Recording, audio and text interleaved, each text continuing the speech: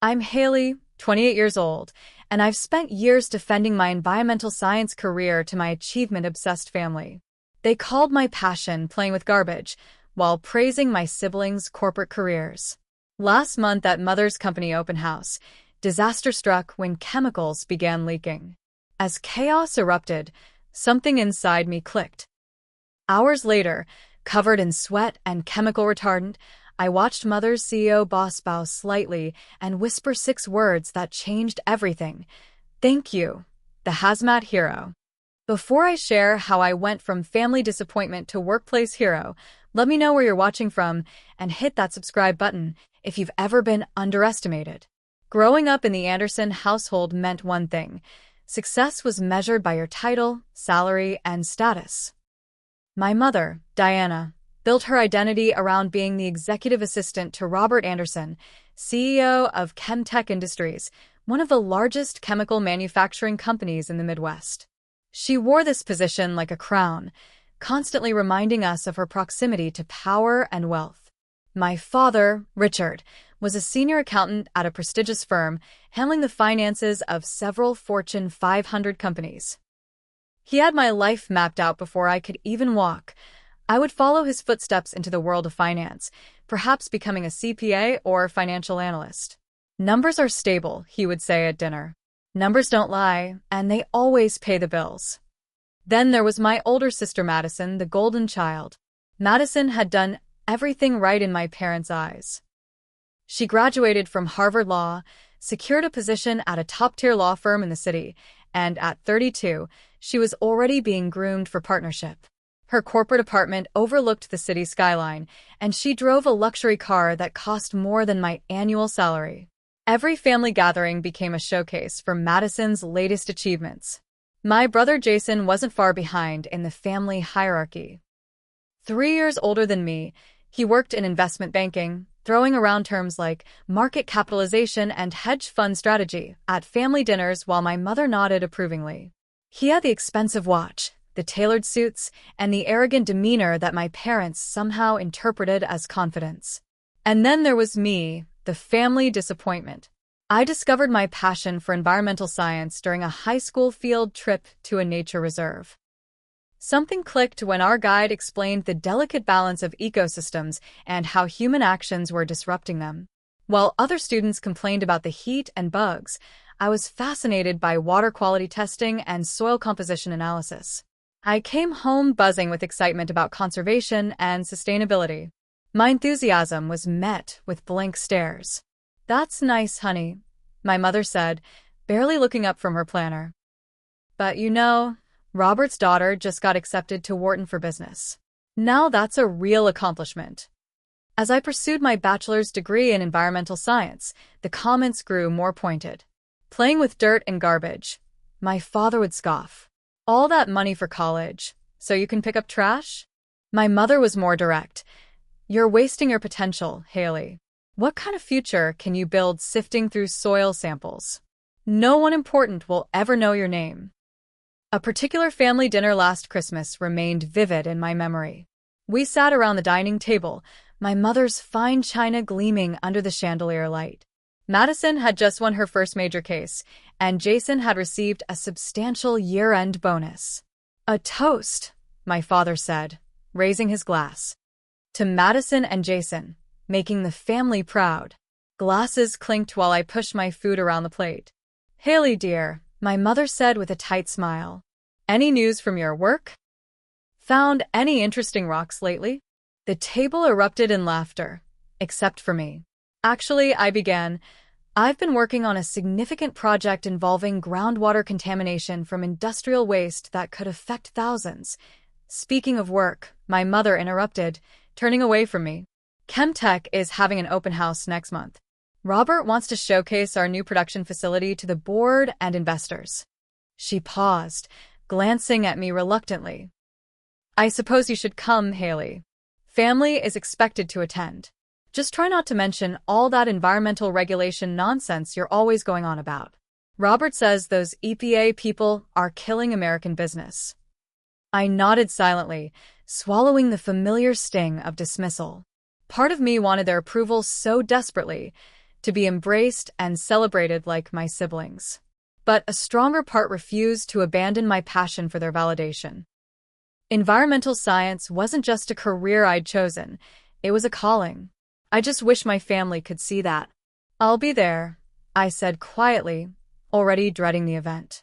What I didn't know then was that this open house would become the turning point I never expected, the day my family would finally see me for who I truly was.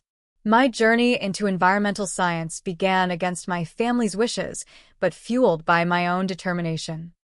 After completing my bachelor's degree with honors, I immediately pursued a master's in environmental management with a focus on hazardous materials.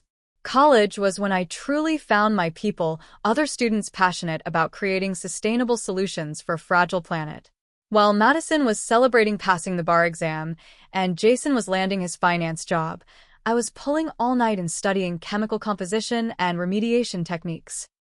My specialization in hazardous materials management wasn't glamorous, but it filled me with purpose. I completed additional certifications in emergency response protocols and chemical spill containment, training that required both mental agility and physical endurance. By 26, I had earned my hazardous materials manager certification, occupational safety specialist designation, and emergency response team leader qualification.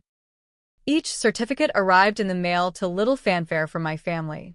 When I excitedly showed my HAZWOPER certification, hazardous waste operations and emergency response, to my mother, she glanced at it and asked, "Do they pay you more for these little cards?" They didn't, at least not significantly. But that wasn't the point.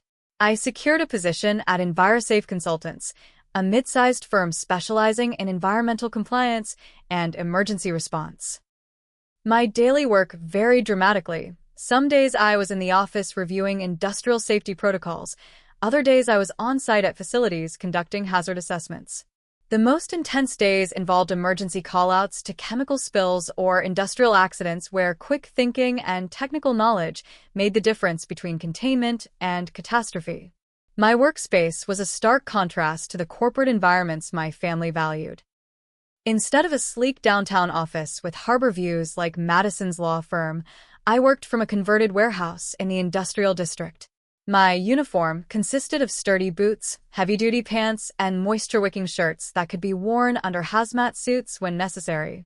The company truck I drove was functional and often muddy, nothing like Jason's luxury sedan. 6 months ago, I was promoted to lead response coordinator, overseeing a team of 5 specialists. When I mentioned this at a family brunch, my father asked if that meant I finally had real management experience I could leverage to switch careers. My mother wondered aloud if it came with a proper office. Neither asked about my actual responsibilities or congratulated me. Samantha, my closest friend at work and fellow environmental scientist, was the only one who truly understood the significance of my promotion. "They don't get it," she said during our lunch break. "What you do literally saves lives and protects communities. I'd like to see your hotshot siblings handle a volatile chemical reaction or coordinate an emergency evacuation." Samantha had become my support system, the person who reminded me of my worth when family gatherings left me questioning my choices. With short auburn hair and a perpetual sunburn from fieldwork, she was as passionate about environmental protection as I was. We'd bonded during a particularly challenging soil remediation project 2 years ago and had been inseparable since. "Remember the Riverside Industrial Park incident?" she reminded me. I did. 8 months earlier, I'd responded to a chemical spill at a manufacturing facility where improperly stored solvents had begun to react. The company's safety officer had panicked, and employees were evacuating in exactly the wrong direction, straight into the path of toxic fumes. I'd arrived, quickly assessed the situation, and redirected the evacuation while coordinating containment. My quick identification of the specific chemicals involved had allowed the emergency services to bring the correct neutralizing agents. The plant manager had written a letter to EnviroSafe, crediting me with preventing serious injuries. My boss had framed it in our office reception area, the only real recognition I'd received for saving dozens of people from chemical exposure. "You know your stuff, Haley," Samantha continued. You can identify chemical compounds faster than anyone I know and develop containment strategies on the fly. That's a rare skill. Despite her encouragement, I still struggled with imposter syndrome. Years of family dismissal had taken their toll, leaving me constantly questioning my expertise despite my qualifications. Each time I walked into a site as the hazmat expert, a small voice echoed my mother's words. Who would ever take you seriously? I pushed these thoughts aside as the date of my mother's company open house approached. Little did I know, my years of specialized training were about to be put to the ultimate test, in front of the very people who had dismissed my career as worthless. The official invitation to ChemTech Industries open house arrived in my mailbox on embossed cardstock with gold lettering. ChemTech Industries proudly presents our new production facility, it announced in elegant script. Below, in smaller letters, family members welcome. My mother had added a handwritten note. Try to dress professionally for once. Cocktail attire expected. I stood in my apartment, staring at the invitation. The implied criticism stung, as usual. My work clothes were practical because they needed to be, not because I couldn't differentiate between appropriate attire for different occasions. The next day at work, I showed the invitation to Samantha during our lunch break. Cocktail attire, she read, raising an eyebrow. For a chemical production facility tour? That seems impractical. It's not about practicality, I explained. It's about appearances. My mother's world revolves around impressing her boss and his circle. She's probably terrified I'll show up in my field boots and embarrass her. Samantha's eyes lit up. Shopping trip this weekend? I'll help you find something that screams, I'm professional, and I could totally handle a hazardous waste emergency if one breaks out during your fancy party. That Saturday, we spent hours at department stores searching for the right outfit. I finally settled on a navy blue pantsuit with subtle pinstripes, conservative enough for my mother's corporate world, but practical enough that I could move freely if needed. We added a silk blouse and a deep teal that Samantha insisted brought out my eyes and low heels that wouldn't kill my feet. Your family won't know what hit them, Samantha declared as I emerged from the fitting room. But as the event drew closer, my anxiety intensified. The week before the open house brought an escalation in family pressure. Madison called on Tuesday evening. Mom says you're coming to her company thing, she began without preamble. Just remember, these are important connections for the family. Try not to go on one of your environmental crusades, okay? Nobody wants to hear about endangered frogs or whatever while they're trying to network. I don't study frogs, I replied tersely. And I'm perfectly capable of appropriate conversation. Sure, Madison said, unconvinced. Just stick to safe topics. Ask people about their children or vacation homes. And please tell me you're not wearing those chunky boots you had on at Easter. Before I could respond, she was already moving on to talk about her latest court victory. I listened half-heartedly, the familiar feeling of inadequacy settling in my chest. The next day, my father called. Your mother's nervous about this event, he said bluntly. It's important to her career. I know, Dad. I'm not going to embarrass anyone. He paused. You know, Haley, it's not too late to make a change. Jason knows someone at his firm who started in environmental compliance before switching to corporate risk assessment. Much better career trajectory. You could still go back to school for something useful. My career is useful, I countered, feeling my blood pressure rise. And I'm good at what I do. Sure, honey, he said in that patronizing tone I'd grown to hate. But is it the kind of useful that builds a secure future? Something to think about. By Friday, my mother had called 3 times with various reminders about the open house. The latest call came as I was preparing to leave work. Remember, we're meeting in the main lobby at 5, she instructed. The tour starts promptly at 5:30. Robert hates tardiness. I'll be there at 4:45, I assured her, trying to keep irritation from my voice. And you received my note about the dress code? These are sophisticated people, Haley. Board members and investors will be present. Yes, Mom. I have appropriate clothes. And please don't bring up all that climate change business, she continued as if I hadn't spoken. Robert just secured exemptions from some of those burdensome EPA regulations, and it's a sensitive topic. I felt a flash of concern. Exemptions from what regulations specifically? Oh, I don't know the details, she dismissed. Something about storage protocols or reporting requirements. The point is, it's a celebration, not an environmental debate. After hanging up, I sat at my desk, seriously contemplating not attending. The thought of another evening being treated as the family embarrassment was exhausting. I texted Samantha, considering sudden illness this Sunday. She called immediately. Don't you dare bail. You bought that power suit and you're going to wear it. Besides, aren't you even a little curious about what exemptions they got from EPA regulations? She had a point. As an environmental professional, I had serious concerns about regulatory exemptions, especially for a company manufacturing industrial chemicals. Stand tall in your expertise, Samantha continued. You've earned your credentials. You know things they don't. Remember that. That night, instead of trying on my outfit again or practicing small talk, I spent hours researching ChemTech Industries' environmental compliance history. What I found was concerning. 3 minor violations in the past 2 years, all related to improper chemical storage. They'd paid the fines, but hadn't admitted wrongdoing. More troubling was their lobbying efforts to reduce regulations on several highly reactive compounds they produced. As I closed my laptop around midnight, I couldn't shake the feeling that Sunday's event would be more than the social ordeal I was dreading. Something about the situation felt off, though I couldn't put my finger on exactly what. Pushing aside my unease, I tried to get some sleep before the big day. Sunday arrived with perfect weather, sunny and clear, as if even nature was conspiring to make ChemTech's open house a success. I arrived at the corporate headquarters at exactly 4:45 as promised, my navy pantsuit crisp and my confidence bolstered by Samantha's pep talk the night before. The building was imposing, all glass and steel rising 20 stories above the industrial park.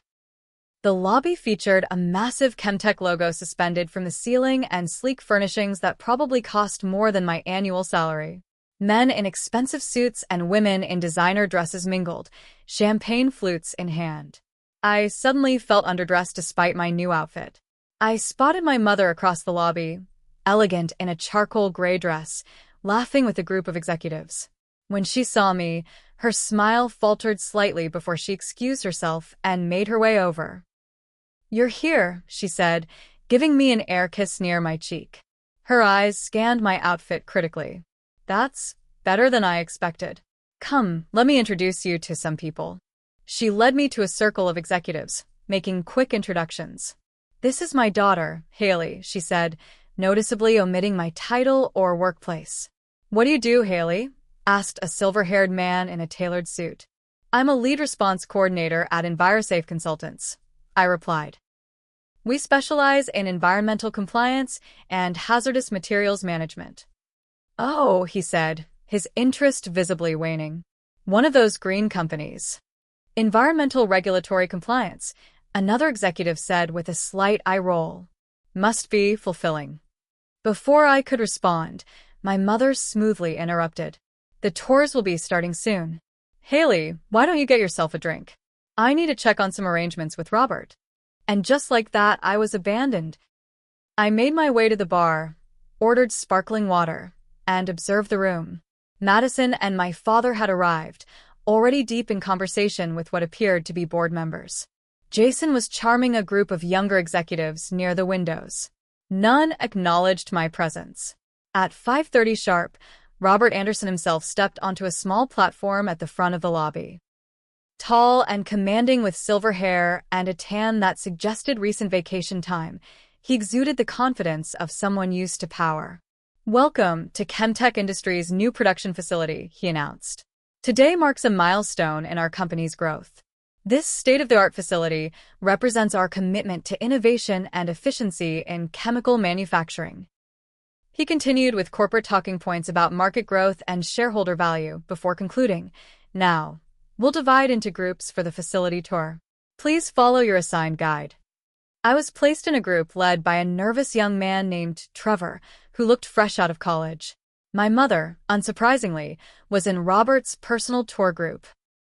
As we donned the required safety glasses and hard hats, I noticed something odd. No additional safety equipment was provided, not even gloves, despite this being an active chemical production facility. Trevor led us through gleaming corridors, pointing out various manufacturing areas visible through observation windows. His script was clearly rehearsed, focusing on production capacity and automation technology. When I asked about waste management protocols, he stumbled before giving a vague answer about industry standard practices. As we entered the main production floor, I began noticing concerning details. Storage containers for reactive chemicals were placed closer together than safety protocols recommended. Temperature monitoring systems appeared to be operating, but the display units were showing uniform readings, suspiciously uniform, as if they might not be accurately reflecting actual conditions. "What's your containment protocol for incompatible chemical exposure?" I asked Trevor during a pause in his presentation. He blinked rapidly. "I'm sorry, that's not covered in my tour information." I nodded, making mental notes as we continued. When we passed the chemical storage area, I spotted something that made my stomach tighten. Several drums with hazard labels for highly reactive compounds were stored adjacent to oxidizing agents. This was a fundamental safety violation that any first-year chemistry student would recognize. While other tour members marveled at the automated filling system, I glanced at the emergency shower and eye wash stations. They had inspection tags, but they were dated over 14 months ago, well beyond the required 6-month inspection interval. During a brief break, while Trevor demonstrated the control room displays, I overheard two technicians speaking quietly behind a bank of monitors. "Third time this week the pressures spiked in Section D," one murmured. "Engineers keep saying it's within parameters, but I don't like it." "New facility growing pains," the other replied with a shrug. "Management wants everything running for the investors. We'll address it next week." My unease grew as the tour progressed. The facility was impressive from a technological standpoint, but I was seeing too many shortcuts in safety protocols. As an environmental professional, the red flags were glaring, but to the untrained eye, including the investors and board members, everything looked cutting-edge and efficient. Near the end of the tour, the groups converged in a large presentation room where Robert was preparing to deliver closing remarks. My mother stood proudly at his side, arranging materials on a podium. She gave me a warning look when I entered, clearly communicating, "Don't cause trouble." During the brief mingling period before Robert's presentation, I found myself momentarily alone near the refreshment table. On impulse, I slipped away from the crowd and backtracked to the chemical storage area we'd passed earlier. The door was unlocked, another safety violation, and I entered quietly. My concerns were confirmed immediately. Temperature in the storage room felt warmer than it should be for volatile compounds. As I moved between the tall shelving units, I noticed a small puddle forming beneath one of the improperly stored containers. A distinct odor confirmed my suspicion. One of the containers was leaking a solvent that, if combined with the oxidizing agents stored nearby, could create a highly reactive situation. I quickly located a maintenance worker in a nearby hallway. "There's a chemical leak in the storage room," I informed him. "You need to initiate containment protocols immediately." He looked at me skeptically. "Are you authorized to be in that area, ma'am?" "I'm a hazardous materials specialist," I replied. "And that leak could become dangerous if not addressed." "Look, we have minor leaks all the time," he said dismissively. "The cleanup crew will handle it tomorrow. Nothing to worry about." As he walked away, I stood frozen in the hallway, weighing my options. Should I make a scene during my mother's important event? Was I overreacting based on my professional paranoia? I decided to return to the presentation room, but keep close watch on the situation. If the leak worsened or if I noticed any signs of reaction, I would speak up regardless of the social consequences. Little did I know, that decision point was approaching faster than anyone could have anticipated. Robert Anderson was 15 minutes into his presentation about ChemTech's market position when the first alarm sounded. A high-pitched tone pulsed through the presentation room, causing confused murmurs among the attendees. Robert paused, looking annoyed at the interruption. "Probably just a system test," he assured the crowd with a practiced smile. "Nothing to The second alarm cut him off, this one louder and accompanied by flashing lights. A voice came over the PA system. "Attention all personnel. Evacuate the facility immediately. This is not a drill. Proceed to designated assembly areas." Confusion turned to concern as people rose from their seats, looking to Robert and other executives for guidance. My mother rushed to Robert's side, her face tense with worry about the disruption to her perfect event. Neither seemed to grasp the potential severity of the situation. A young technician burst into the room, his face pale. "Sir, we have a chemical reaction in storage area B. The containment systems are failing." That was the area I'd just visited, where I'd seen the leaking container. My stomach dropped as I realized what must be happening. The leaking solvent had likely reached the incompatible chemicals nearby, creating an escalating reaction. Security personnel began directing everyone toward the main exits, but I immediately recognized a critical error in their evacuation route. Based on the facility layout and the location of storage area B, they were potentially leading people directly into the path of chemical vapors. I pushed my way forward against the flow of people moving toward the doors. "Stop!" I shouted above the alarms. "That evacuation route isn't safe." A security guard blocked my path. "Ma'am, please follow the standard evacuation protocol." "Your standard protocol is going to lead these people straight into toxic exposure," I countered firmly. "I'm a hazardous materials specialist. What chemicals are involved in the incident?" He looked uncertain. "I don't have that information." I spotted my mother frantically searching the crowd, likely looking for Robert, who had been separated in the commotion. When she saw me arguing with security, her expression shifted from worry to embarrassment. "Haley, stop making a scene and evacuate like everyone else," she hissed, grabbing my arm. I pulled away. "Mom, listen to me.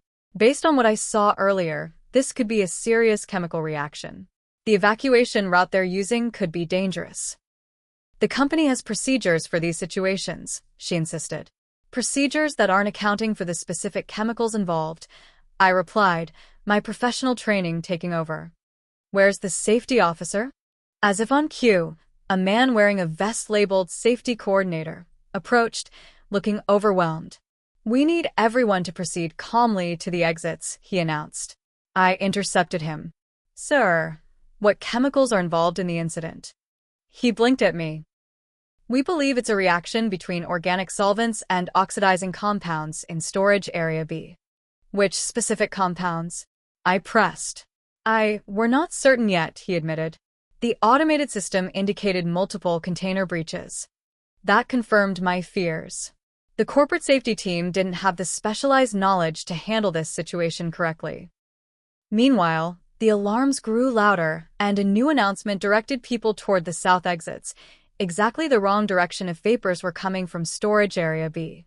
I made a split-second decision. Pushing past the safety coordinator, I climbed onto a chair and shouted above the noise. "Everyone stop. My name is Haley Anderson. I'm a hazardous materials response specialist. The south exits may not be safe. Based on the facility layout, we need to use the north and west exits only." The crowd hesitated, looking between me and the official safety team. A company executive I recognized from earlier stepped forward. "Who authorized you to override our safety protocols?" he demanded. "The chemicals in storage area B include Class 3 flammable solvents stored adjacent to Class 5.1 oxidizers," I replied loudly and clearly, projecting confidence I didn't entirely feel. "If they're mixing, you could have a rapidly escalating reaction producing toxic gases that will travel through the south corridors first. Your evacuation route is putting people at risk." Robert Anderson pushed through the crowd, my mother trailing behind him. His face was flushed with anger and concern. "What's the meaning of this?" he demanded. "Who is this woman?" "She's my daughter," my mother said, looking mortified. "Robert, I'm so sorry for the disruption." "I'm a certified hazardous materials specialist," I interrupted, addressing Robert directly. "And with all due respect, sir, your facility has multiple safety violations that have likely contributed to this incident. Right now, we need to focus on getting everyone out safely, which means avoiding the southern evacuation routes." As if to punctuate my point, a louder explosion sound echoed from somewhere in the facility, and the lights flickered. Several people screamed. The reaction is accelerating. I continued urgently. We need to evacuate through the north exits now, and someone needs to shut down the ventilation systems to prevent vapor spread. The safety coordinator looked to Robert uncertainly. A tense moment passed as Robert assessed me, clearly torn between maintaining authority and acknowledging the worsening situation. Another bang echoed through the building, this one closer. A thin haze began to visibly seep under a door at the far end of the room. "Do as she says," Robert finally ordered, his business instincts apparently telling him that ignoring expert advice during an emergency was a liability he couldn't afford. "Redirect to north exits. Johnson, get on the radio and shut down the HVAC systems." As people began moving in the new direction, I called out further instructions. "Cover your mouths and noses with cloth if possible. Stay low if you see vapor. Do not run. Move quickly but calmly." My mother stared at me with a mixture of shock and confusion as I took command of the situation she had been so worried I would embarrass her in. There was no time to address her feelings now, though. I approached Robert as the room cleared. "I need to know exactly what chemicals you store in Area B, and I need to see your facility hazard response plans immediately," I said. "Our safety team can handle," he began. "With respect, sir, they clearly can't," I cut in. "They were evacuating people toward the danger, and based on what I've seen today, your safety protocols are severely outdated. I do this for a living. Let me help before someone gets hurt." Another explosion, louder this time, made the decision for him. The corporate safety team looked relieved when Robert instructed them to give me access to their emergency response information. The next 30 minutes were a blur of technical assessments and rapid decisions. The safety documents confirmed my suspicions. Storage Area B contained multiple incompatible chemicals that should never have been placed in proximity. The leaking solvent I'd noticed earlier had indeed reached oxidizing compounds, creating an escalating chemical reaction that was producing both heat and toxic gases. Standard containment procedures would have been ineffective because they were designed for single chemical spills, not complex reactions. When I explained this to the facility engineer, he paled visibly. "The sprinkler system," he started, "would make it worse." I finished for him. "Water will spread these particular chemicals and potentially accelerate the reaction. We need dry chemical suppressants and vapor barriers immediately."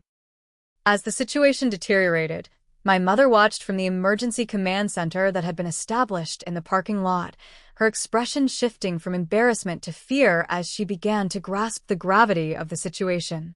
Madison and my father had arrived for the latter part of the open house and now stood with her, watching in stunned silence as I coordinated with emergency services.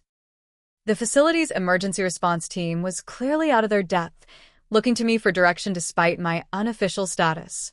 When the local fire department arrived, they quickly recognized the complexity of the chemical situation and, after a brief consultation, deferred to my expertise on the specific containment approaches needed. Robert Anderson, who had initially been concerned with damage control and public relations, gradually shifted his focus to the actual emergency as he realized how serious it was. When I explained that his company could face catastrophic liability if the chemicals breached the facility's outer containment, his demeanor changed from dismissive to intensely focused. "Tell me what resources you need," he said grimly. "Whatever it takes." As the crisis escalated, I found myself in the position I'd trained for but never expected to exercise in front of my family and my mother's entire workplace, making life-or-death decisions about chemical containment and exposure mitigation. The real test was only beginning. With the building evacuated and emergency services arriving, I found myself at the center of an impromptu command post in the parking lot, surrounded by ChemTech executives, safety personnel, and first responders. The local fire department's hazmat team had arrived, but even they acknowledged the specific chemical combination involved required specialized knowledge.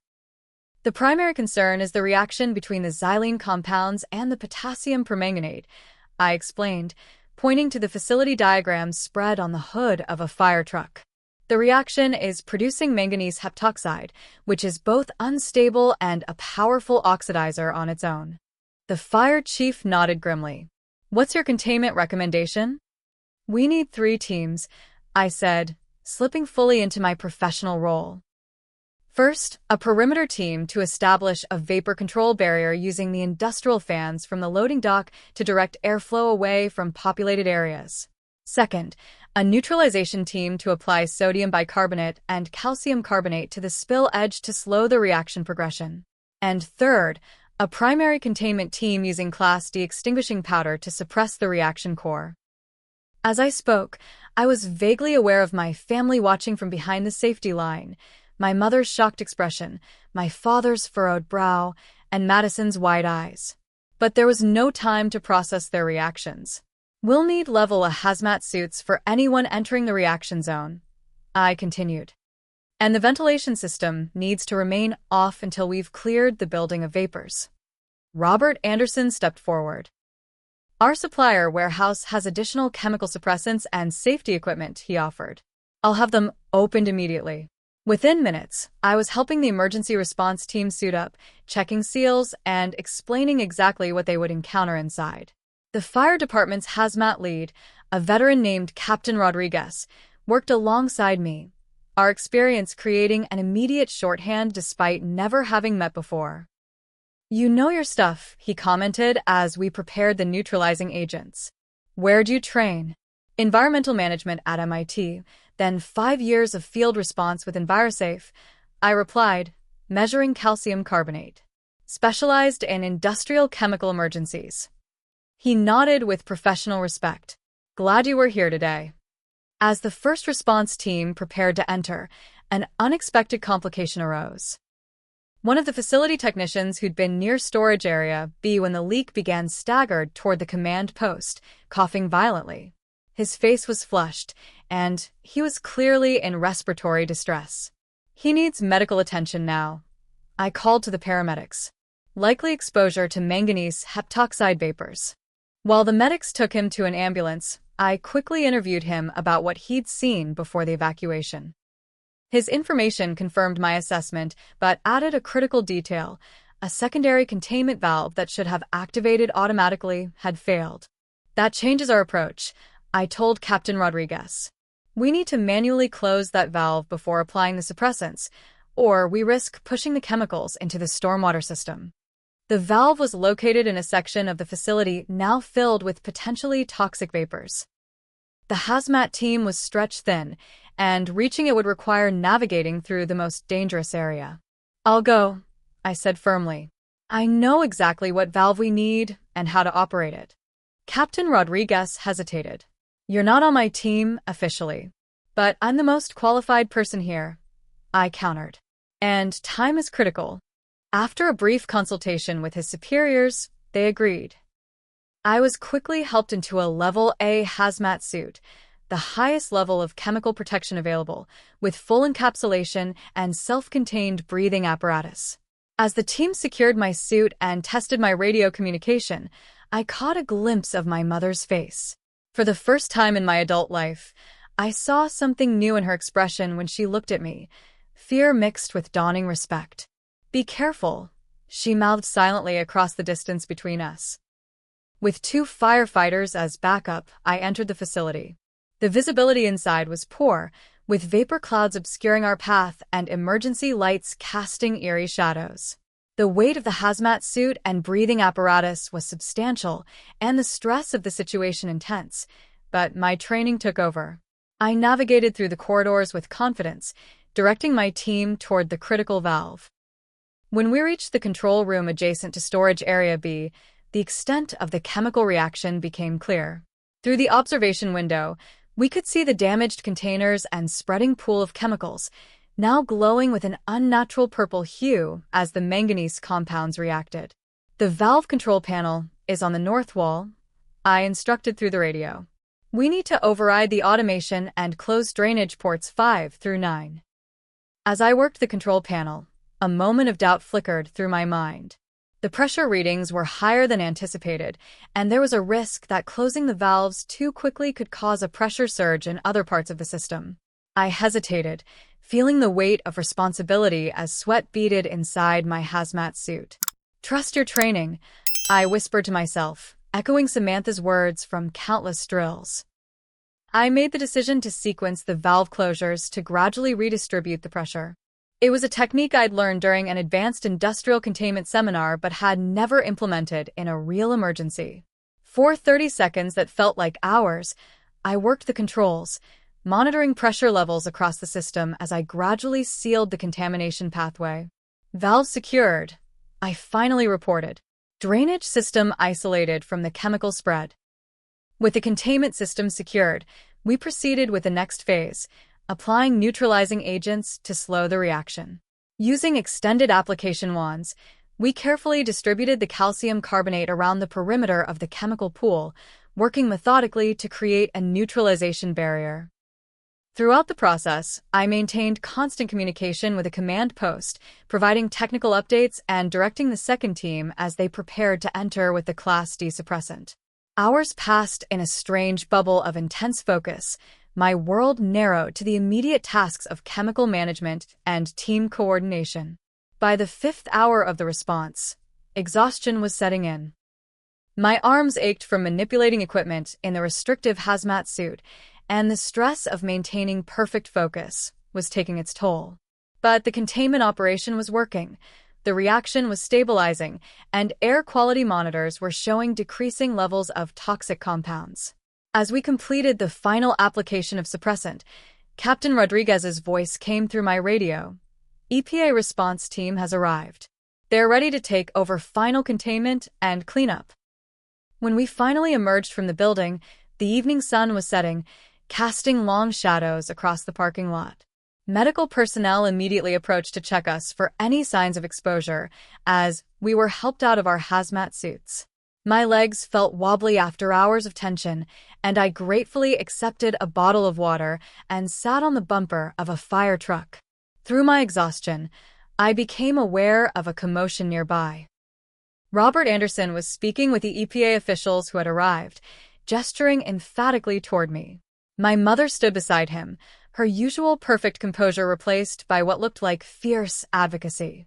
My father and Madison hovered nearby, their expressions unreadable from a distance. Captain Rodriguez approached me with a grim smile. "The EPA team says your containment approach was textbook perfect. If that reaction had continued unchecked, we could have had a major environmental incident affecting the groundwater and potentially the entire industrial park." I nodded tiredly. "The important thing is everyone got out safely." "That's largely thanks to you," he replied. "Your evacuation redirect alone probably prevented multiple casualties, not to mention your work inside." As the adrenaline of the emergency response began to fade, the reality of what had happened started to sink in. I had taken charge of a dangerous chemical emergency in front of my family, my mother's colleagues, and her boss, the very people who had dismissed my career as unimportant. And I had succeeded where their own safety systems had failed. I was still processing this realization when Robert Anderson broke away from the EPA officials and began walking directly toward me, my mother at his side. His expression was solemn, his usual corporate confidence replaced by something that looked remarkably like humility. The parking lot seemed to go quiet as he approached, though perhaps that was just my exhaustion playing tricks on my perception. He stopped directly in front of me, studying my face for a long moment. Then, to my complete surprise, he inclined his upper body in a slight but unmistakable bow. "Thank you," he said in a low voice meant only for me to hear, "the Hazmat Hero." The days following the ChemTech incident passed in a blur of debriefings, reports, and surprising media attention. The local news had picked up the story of a major chemical manufacturer's near disaster, and somehow my role in the emergency response had become a central focus. The nickname Hazmat Hero caught on after one of the ChemTech employees used it in an interview. 1 week after the incident, I found myself back at ChemTech Industries, this time as an invited guest rather than my mother's potentially embarrassing daughter. Robert Anderson had called personally to request a meeting, insisting it couldn't wait. The corporate headquarters looked different now. The gleaming lobby that had once intimidated me now seemed like mere window dressing, impressive but superficial. I knew what lay beneath the polished surface. A facility that had prioritized appearances over fundamental safety protocols. Robert's executive assistant, not my mother, escorted me directly to his office on the top floor.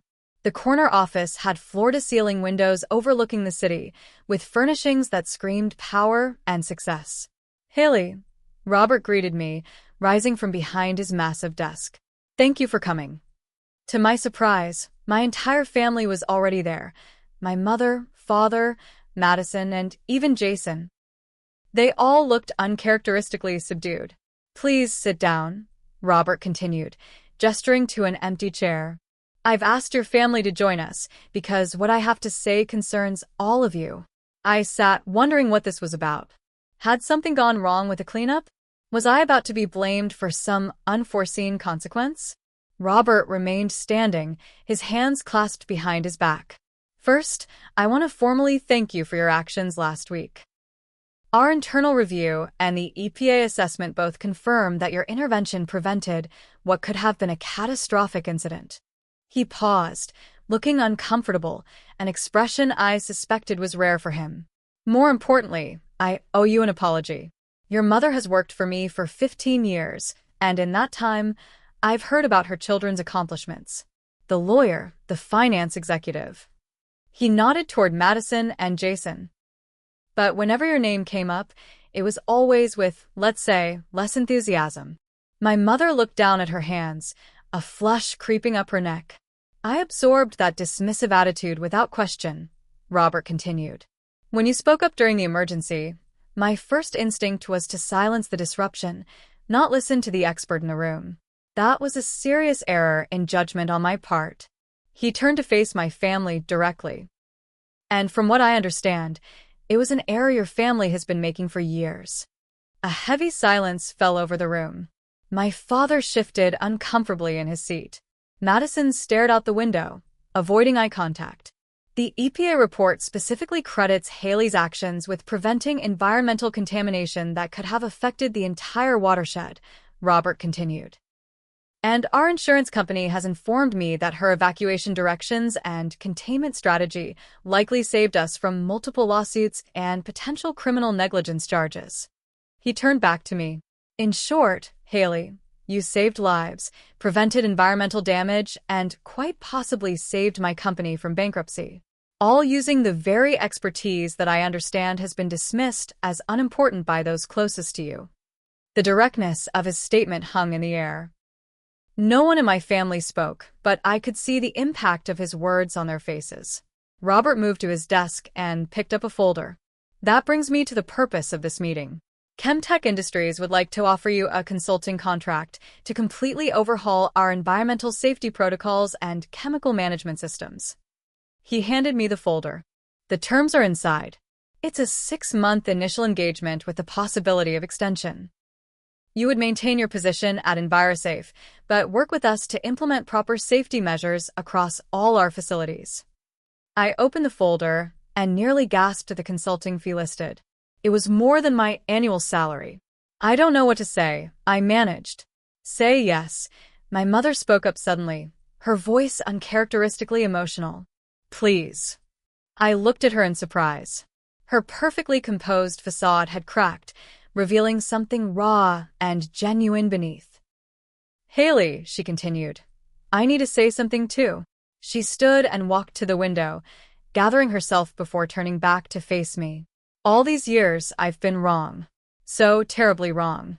I dismissed your career because I didn't understand it, because it didn't fit my narrow definition of success." Her voice wavered. "When I saw you take charge during the emergency, directing people with such confidence and knowledge, I felt ashamed and proud. So incredibly proud." Tears welled in her eyes, something I had rarely seen from my always composed mother. "You saved everyone in that building. You saved me. And all those years, I made you feel like you weren't good enough." My father cleared his throat. "I need to apologize too, Haley. I've spent your entire career telling you to change paths, never once considering that you might know better than I did what was right for you. He looked genuinely contrite. Watching you work last week was humbling. You knew exactly what to do in a situation where the rest of us were helpless. That's not just a job, that's a calling. Madison, never one to show vulnerability, spoke next. When the alarms went off, I froze. All my legal training, all my supposed intelligence, and I had absolutely nothing to contribute. Meanwhile, my little sister took control of a life-threatening situation with total authority. She gave me a small, genuine smile. I've never been more impressed by anyone in my life. Even Jason nodded. You were a total badass, sis. All those certifications and training courses we teased you about? Turns out they matter a hell of a lot more than my ability to analyze market trends when chemicals are about to blow. I sat in stunned silence, absorbing their words. After years of dismissal and judgment, this sudden reversal was almost too much to process. Robert allowed the family moment to continue before gently steering us back to business. So, Haley, will you consider our offer? ChemTech needs your expertise. I looked down at the contract, considering.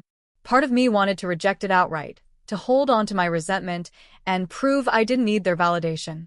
But the environmental scientist in me recognized the opportunity to create real change from within a company that clearly needed it.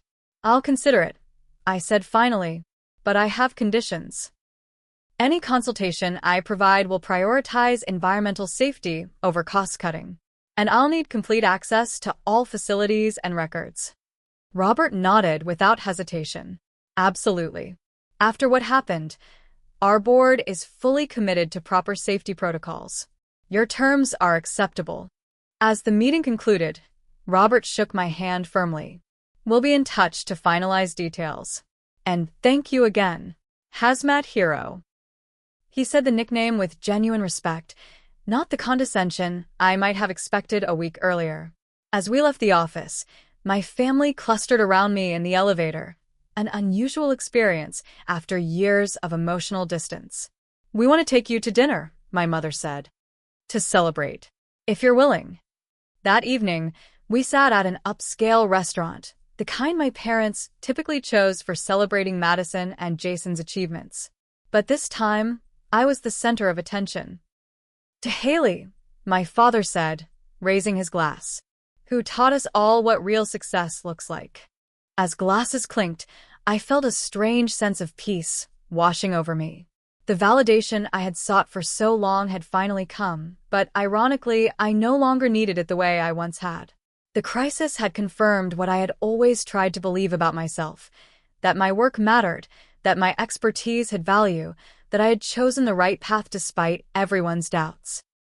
3 weeks later, I began my consulting work with ChemTech on my own terms. I maintained my position at EnviroSafe, but took on the challenge of transforming a corporate giant's approach to environmental safety. My first audit identified 37 critical safety violations that required immediate remediation, and to the company's credit, they addressed every single one. My mother and I began having lunch every week, something we'd never done before. During one of these lunches, she admitted something that surprised me. I pushed you away from environmental science because I was afraid, she confessed. Working at ChemTech, I've seen how the company cuts corners on safety. Deep down, I worried that if you pursued this field, you'd eventually expose practices that could threaten my job, my security. She shook her head. It was selfish and short-sighted. And in the end, your expertise saved the company rather than endangering it. 6 months into my consulting contract, ChemTech implemented a company-wide environmental management system based on my recommendations. Robert Anderson personally credited me in the press release, calling the changes essential reforms guided by the industry's brightest mind in chemical safety. My relationship with my family transformed. We didn't become perfect overnight. Old habits of communication die hard, but there was a new foundation of respect that changed everything. Madison now occasionally consulted me on her environmental law cases. My father asked genuine questions about my work. And Jason, in his own way, showed respect by no longer suggesting better career options. The most profound change, though, was within myself. I no longer measured my worth through my family's approval. The crisis had forced me to step fully into my expertise and authority, showing me that I had been right to follow my passion all along. The validation I'd craved for so long mattered less now that I had unshakable confidence in my choices. As I look back on that pivotal day at ChemTech, I realize that true recognition doesn't come from fitting into someone else's definition of success. It comes from being so thoroughly yourself, so committed to your own path and purpose, that eventually, the world has no choice but to see your value. Sometimes, being underestimated is the greatest gift. It forces you to build strength that those who've had an easy path never develop. It teaches you to believe in yourself when no one else does. And when your moment finally comes, that critical moment when everything you've learned and everything you are is suddenly exactly what's needed, there's no sweeter validation than rising to meet it. So, if you're feeling undervalued or dismissed by those who should support you most, keep going. Your moment will come. And when it does, you'll be ready, not because you needed their approval, but because you never gave up on yourself. Has your family ever underestimated your choices or dreams? How did you handle it? I'd love to hear your stories in the comments below. And if this story resonated with you, please hit that like button and subscribe to hear more real-life journeys of overcoming obstacles and finding your true path. Remember, sometimes the person who believes in you the most needs to be you. Thank you for listening, and I wish you the courage to keep following your passion, even when others don't understand it yet.